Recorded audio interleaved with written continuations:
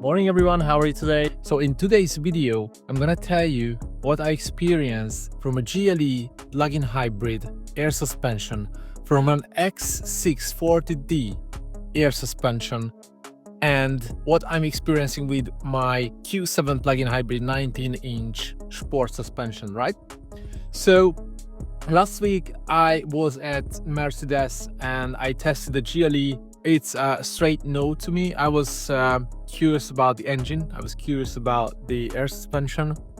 Why is it a straight no to me? Because of the 2-liter engine. It's a shame. Its sound, how it reacts, how it works together with the electric engine is absolutely not for me. I don't know who is it for. The car is beautiful. The GLE is beautiful. It was a 22-inch tire, right? Wheel, and the air suspension worked like magic. It was like a magic carpet. And so, you know, many times I drive the car in Budapest, which is a beautiful town. On the other hand, it's not for sports suspension. So if you live in a city where the roads, the infrastructure is not like, you know, in Germany, in Austria, maybe even in the Netherlands or Nordics, if it's not like that, I'm not sure about, maybe Italy could work. But if you are in the US, you know your area. So if your city, the infrastructure is not ready for the sports suspension, I wouldn't go for that. You know, some of my friends, my family, some of my family members, they like this sports suspension even in the city.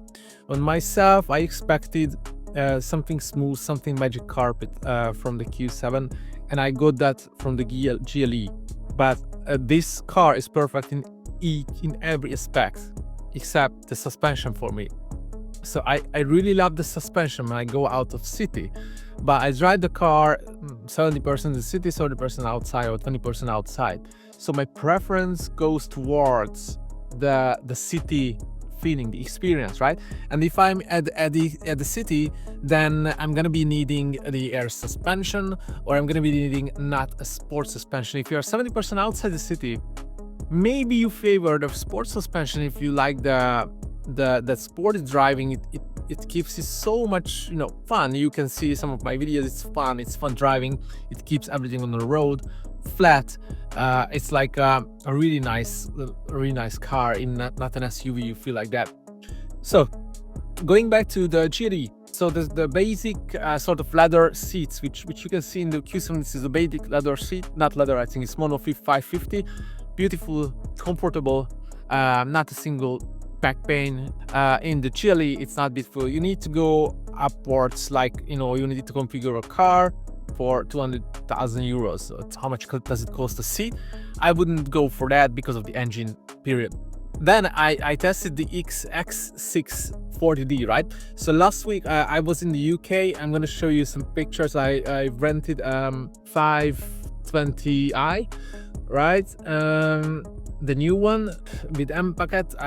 To be honest, in the category, I hated it. So it depends on your perspective, right? Where are you looking at this from? So from a medium brand like a Honda or whatever, or premium brand. If you look at this from a premium brand side, from the Q7 side, the 5 BMW 5 is scrap, guys. I hated it. The suspension, the engine, everything was very weak. Of course, it was a 200 horsepower car, but it was very weak. I didn't like that at all.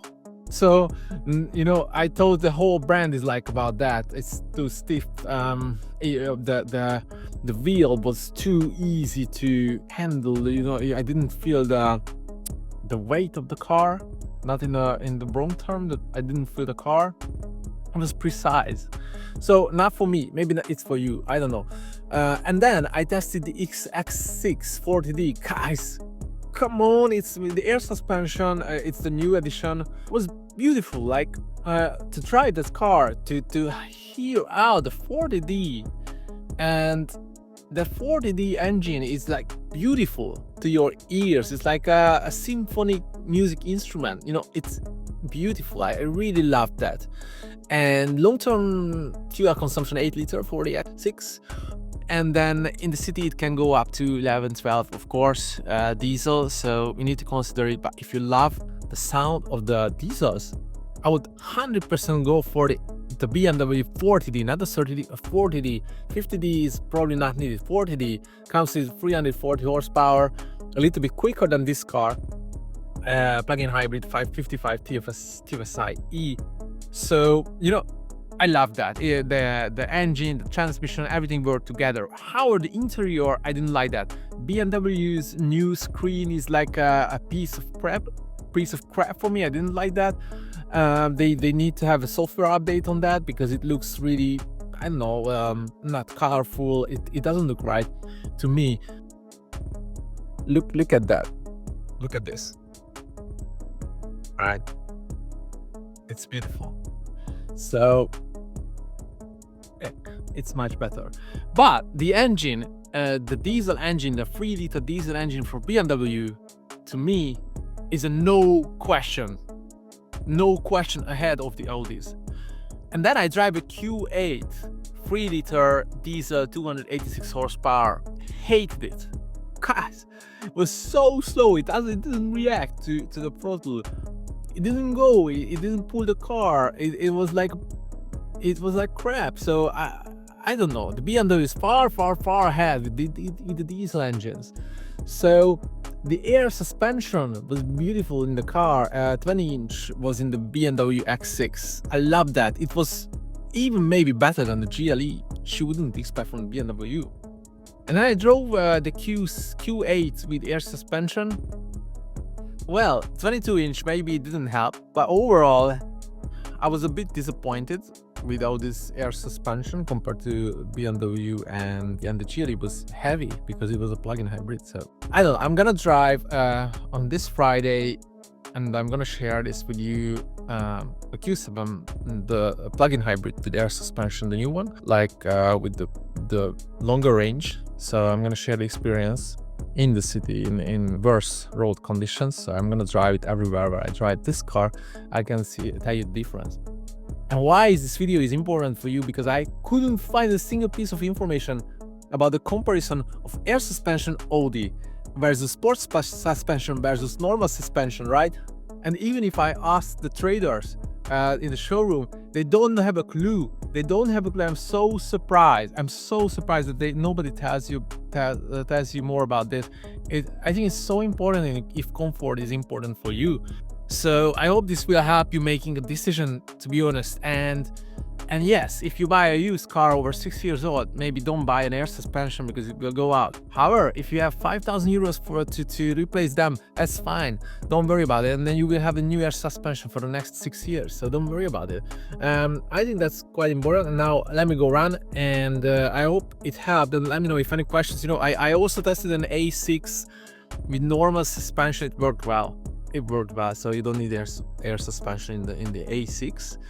And I saw that in the Q7 you could go for normal suspension, very rare, but you can go for normal suspension even in a plug-in hybrid, and that could work well as well in wrong road conditions. But you know, I hope it brought you some interesting aspects.